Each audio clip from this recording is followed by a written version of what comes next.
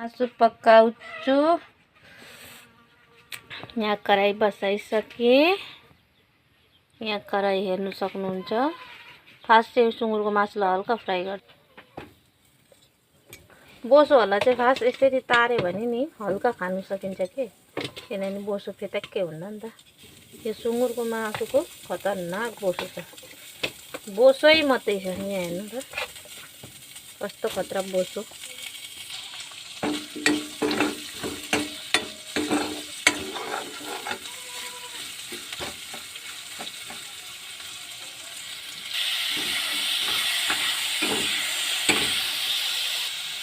अब टमाटर मजाले पाक्छ अनि मात्रै लाउनुपर्छ मासु।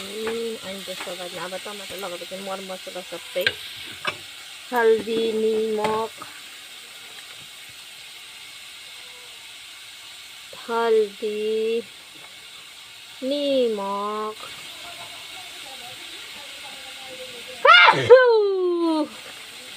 अलिकति खुर्सानी मसला पनि लगाइदिन्छु।